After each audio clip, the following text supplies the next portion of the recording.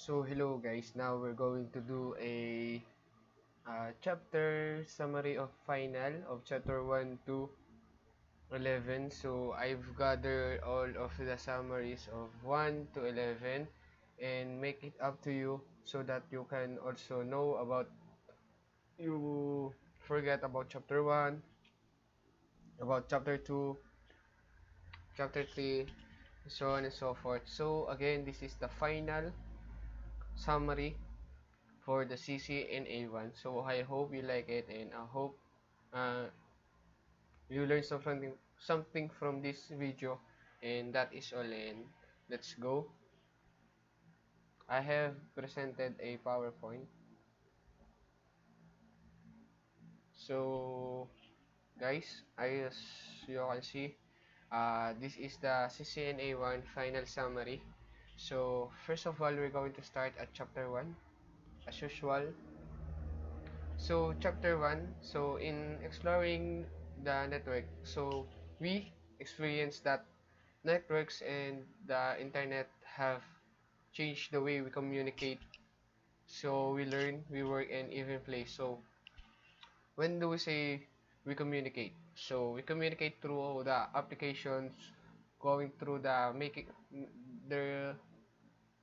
application through the Messenger, Twitter, or applications that have instant messaging, so that we learn.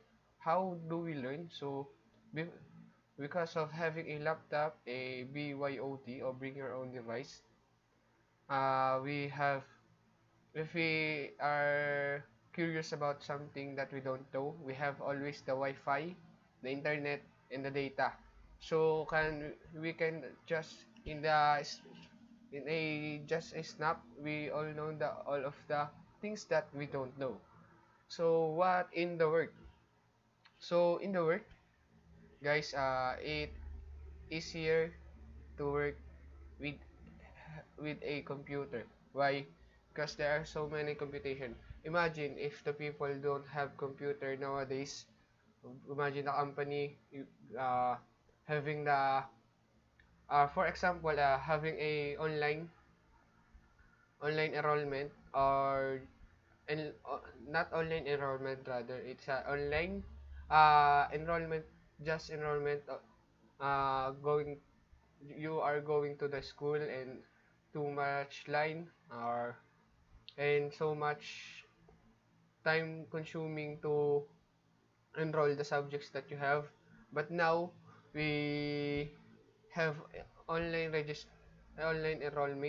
enrolling system, so that we can enroll even though if uh, we are here in our house or in your house, or even but just you have a connection, you can enroll everywhere.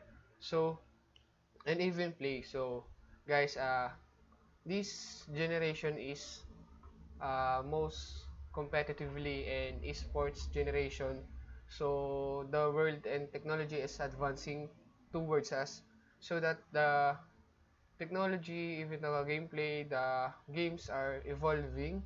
Not all physical, but now we have esports that they say. So we proceed. Networks come all in all sizes. So they can range from simple networks consisting of two networks to networks connecting millions of devices. So the internet is the largest network in existence. So if you watch the Warriors of the Net, you will understand what they are saying. So in fact, the term internet means network to networks, and the internet provides the service that enable us to connect and communicate with our families, friends, works, and interests, as I always say, in the way we communicate. So the next network infrastructure is the platform that supports the network. So it provides the stable and reliable channel over which communication can occur. It is made up of network components including end devices, intermediate devices, and network media. So network must be reliable.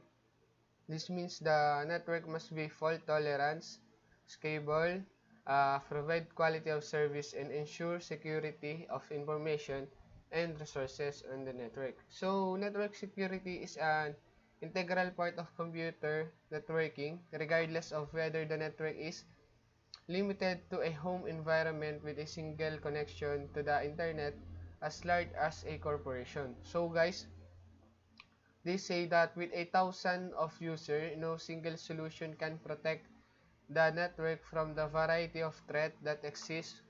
For this reason, security should be implemented in multiple layers. So using more than one security solution. So the network infrastructure can vary greatly in terms, size, number of users, and number and types of services that are supported. The network infrastructure must grow and adjust to support the way the network is used. The routing and switching platform is the foundation of any network infrastructure. So that chapter 1 is focus on networking as a primary platform for supporting the communication, and the next chapter will introduce to you the iOS. So guys, now we are here in chapter 2. So configuring a network operating system. So it says that Cisco iOS is a term that encompasses a number of different operating systems that which runs a various network devices so that the technician can enter in the commands to configure or program the device, perform various network functions. Cisco IS routers and switches perform functions that network professionals depends on to make their network operate as expected. So guys, in this chapter 2, they teach us how to configure a switch, a router, and having a hotkeys, and how to configure a router, how to change a host name, how to put passwords. So chapter 2 is very helpful guys if you play all of those videos. So the services provided by the Cisco IOS are accessed using a command line interface or CLI, which is accessed by either the console port, the AUX port, or through SSH or Telnet. After connected to the CLI network, technician can make configuration to the iOS service. So as I said earlier, before we go to we do a what we call actual configuration in the lab. So after that, we use a console cable and a PC and one router and a desktop. So we can figure switch and the router. So it is a very good experience for us.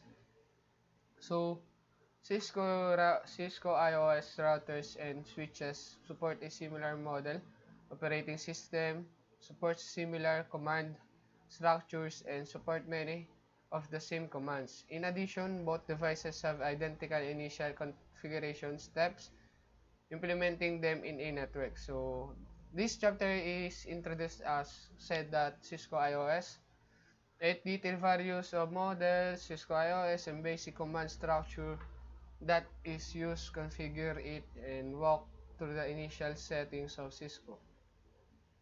So guys, the next chapter explores how packets are moved across the network infrastructure and introduce you to rules of packet communication. So here again guys, we are now in chapter 3, network protocols and operations. So here in network protocols and operations, first is data network are systems of end devices, intermediary devices, and the media connecting them for communication occur. These devices must know how to communicate. So it says that the router, PCs, which is the intermediary devices and the end devices, and now these devices must comply with communication rules and protocols. So the TCP/IP or Information Protocol is an example of protocol suite. Most protocols are created by a standard organization or IFTE or triple E, IEEE, the Institution of Electric Engineers of the Institute Electrical Electronics, as I say earlier. So, for those in electrical engineering and electronic fields, ISO, the Internal Organization Standards, is the world's largest developer interpretation standards for a wide variety of products and services. So the most widely used network models are the OSI and TCP/IP models. So the data that passes down the stack of the iOS model is segmented into pieces and encapsulated with address and other labels. So the process is reversed as the pieces are encapsulated and pass up destination protocol stack. The OSI model describes the process of encoding, formatting, segmenting, and encapsulating data for transfer over network. So the next one is TCP/IP protocol suite, is an open standard protocol that has been endorsed by the networking industry and approved by the standard organization. The Ethernet Protocol Suite is a suite that protocols required for transmitting and receiving information using the Internet. So PDUs, Protocol Data Units, are named accordingly to the protocols of the TCP/IP suite. So data segment, packet, frame, and bits. So that is what we call PDUs. So applying models allows individual companies and trade association to analyze current networks and plan for the other networks in the future. So now we're just backing for the knowledge of chapter 1 to chapter 11. So it is the final summary of all. So in for the network access, it says that the TCP/IP network access layer is equivalent of OSI data link layer 2 and physical layer 1. So again, the OSI physical layer provides the means to transport bits that make up data link layer across the network data. Physical components are electronic, hardware, device, media, and other connections. So guys, as you can see, using the proper media is also very important way because network communication without the proper physical connection is either wired or wireless communication between any two devices will not occur. So, especially wired communication consists of copper media and fiber cables. So, in chapter 4, they are teaching you how what are those what are those wire cap they made of, or uh, what is this word, what are they made of, and what are they functioning of, if I'm not mistaken. So the three main types of copper used is UTP, or untwisted pair, shielded twisted pair, and coaxial cable. So guys, optical fiber cable has become very popular because interconnecting infrastructure, it permits the transmission of data over longer distance at a higher bandwidth, so data rates of the networking media. So guys, don't forget that wireless media carry electromagnetic signals that represent binary digits of data using radio microwave frequencies. So as you can see, and just microwave frequencies, is there a binary data just like our Wi-Fi. There is the modem and this Wi-Fi. So the router or the switch is giving us the microwave frequencies that sends binary to send a signal from our phones. So the data link layer handles the exchange of frames between nodes over a physical media or physical network media. It allows the upper layers to access the media and controls how data is placed and received a media.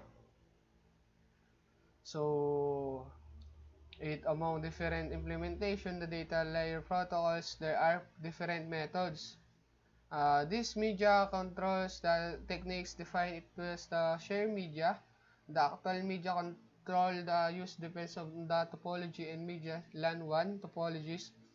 can be physical or logical. So when we can say physical, uh, it has in your home or in your workplace. So if we say logically, it is in a packet tracer. So guys, that is and the next one is all data link layer protocols encapsulate the layer 3 PDU within the data field of the frame. However, the structure of the frame and the fields contained in the header and trailer vary according to the protocol. So, guys, that is all for the chapter 4 network access. So, we proceed to chapter 5 Ethernet. So, in Ethernet, guys, we are mostly widely used LAN technology. It is a family networking technology that define the IEEE 802 standards. Ethernet standards define both layer 2 and layer 1 technology. So that IEEE is that Ethernet relies on two separate sublayers, data link and operate logical link control and the MAC sublayers. So at the data link layer and the frame structure is nearly identical for all bandwidths. So there are two styles also of framing IEEE and the layer 2 addressing provide by Ethernet supports unicast, multicast, and broadcast communication. Ethernet use the address resolution protocol, to determine the MAC address of destination and map against the known IPv4 address. So now guys, each node have an IPv4 network has a bulk MAC and IPv4. The IP address identity source, original source, and final destination of a packet so that the Ethernet MAC address are used to packet from Ethernet NIC to another Ethernet NIC on the same IP network. So here, guys, ARP is used on the map to known IPv4 address and MAC so that packet a encapsulated Ethernet with the correct layer 2 address. So always remember that ARP always relies on a certain Ethernet broadcast message and Ethernet unicast message called ARP requests, ARP replies, and ARP protocol resolves IPv4. So guys, on the most Ethernet networks, the devices are typically connected with point-to-point, layer 2 full duplex, a layer 2 LAN switch, perform switching and filtering based only on the OSI data link layer. So layer 2 MAC address, a layer 2 full switch is MAC address table that is used to make forwarding decision, and layer 2 switches depends on the router to pass between the independent subnets. So on chapter 6 network layer, the network layer or OSI layer has layer 3 provide a service allow the end devices to exchange data across the network. To accomplish this end-to-end transport, the network layer uses four basic IP addressing for end devices, encapsulation, routing, at the encapsulation. So, in addition to hierarchical addressing, the network layer is also responsible for routing.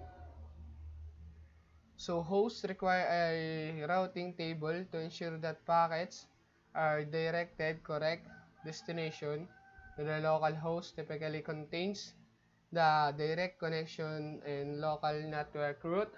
So, the local network route is what we call the further processing of the default gateway. So, when we say when a router such as default gateway receives a packet, it examines the destination IP address to determine the destination network. The routing table of a router stores info about direct connected routes and remote routes to IP network. So, if router has an entry in routing table For each destination, the network router forwards the packet.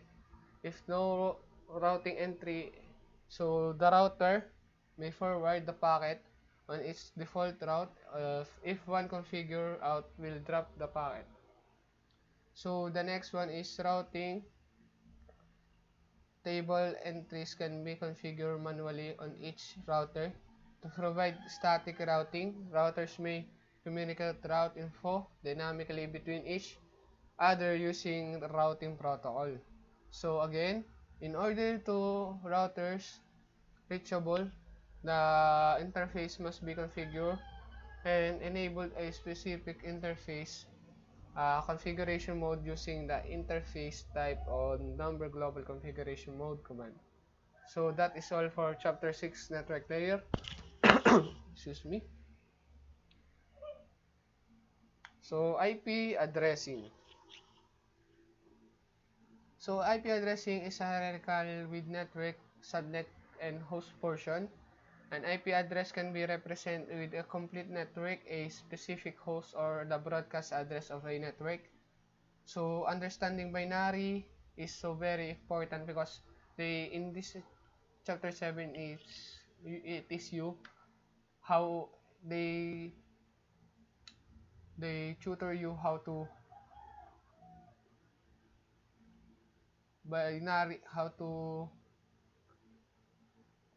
convert binary to decimal. Sorry if I'm lagging.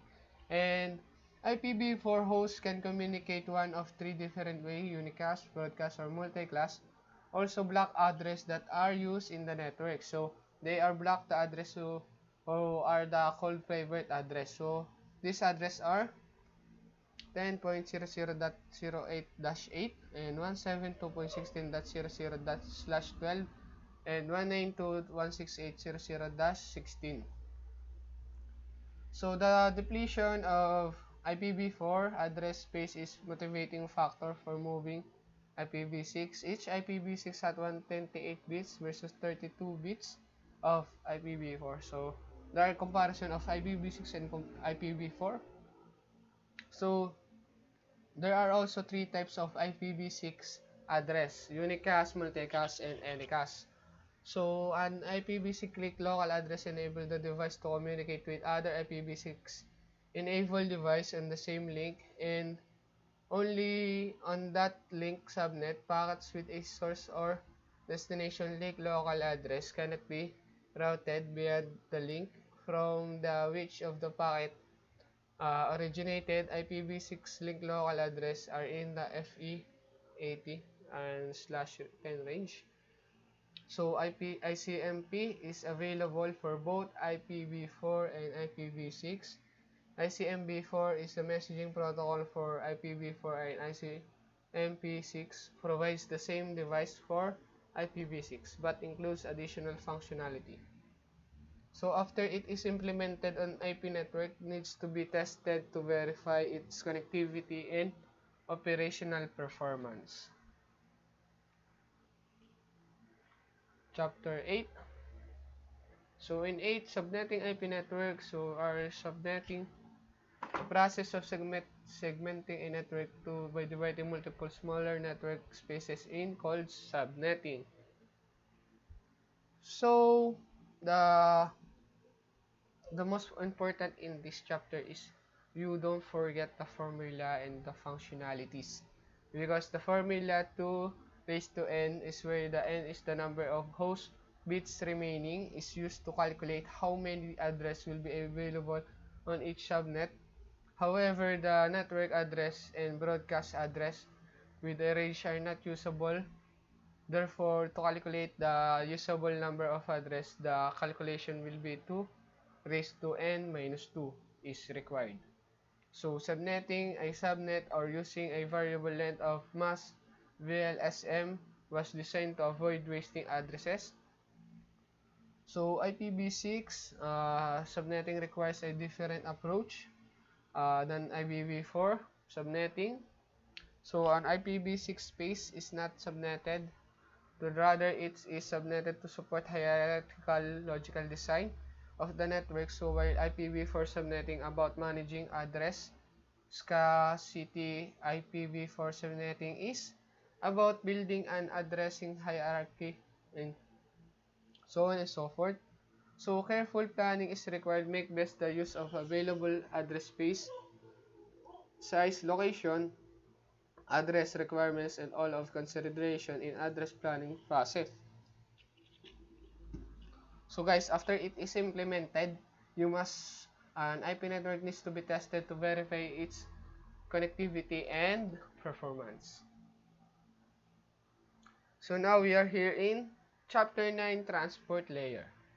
So in 9, the transport layer provides transport related services by dividing data received and application into segments, adding into a header to identify manage each segment, using the header info and reassemble the segments back into the application file, and passing the assembled data to the correct application because UDP and TCP are common transport layer protocols. So, UDP diagrams and TCP segments have headers added to the data, include source port number and destination port number. These port numbers are enable the data correct application on running destination computer. So, TCP does not pass any data, guys, because it knows that destination is ready to receive it, and TCP manage the FW and data and resend the segments to the acknowledgement of receive and the destination. So TCP use mechanism handshaking timers, acknowledgement message, and dynamic to achieve reliability. So reliability, however, imposes that overhead on the network terms is larger much the header and more network traffic between the source and destination.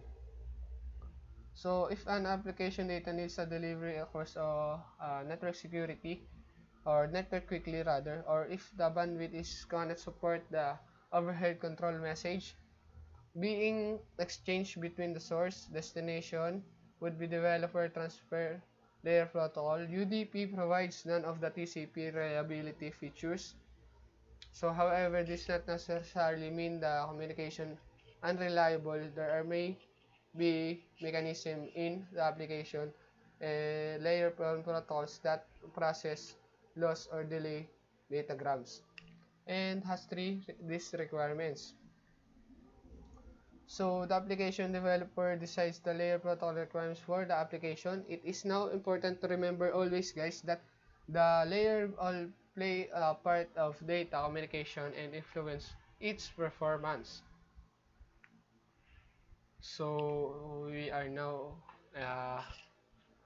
in chapter 10, application layer. So guys, application layer is responsible for the accessing underlying process that manage delivery communication to the human network.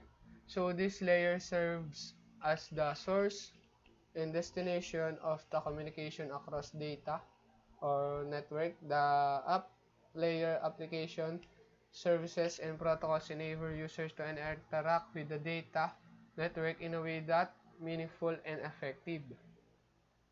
So application are computer programs that are used to interact with, initiate to data transfer process of the user request, and service are background programs that provides the connection between the layer application and the lower layer of networking model. So another is protocols provide a structure and agreed upon process that ensures service running on one particular device sends and receive data from different network devices. So in this P2P is called because a P2P arrangement is a P2P client and relationship is established accordingly, which the source and destination at that time message are exchanged between app layer service and each device according with the protocol's speculations to establish the use of relationship. So protocols like HTTP, for example, supports the delivery of web pages to end devices. SMTP, IMAP, PAP support sending and sharing and receiving email. SMB and FTP user shares file. P2P and make easier consumers to seamlessly share media and distribution fashion. So DNS resolves the human legible names used to network resources and etc. so on and so forth.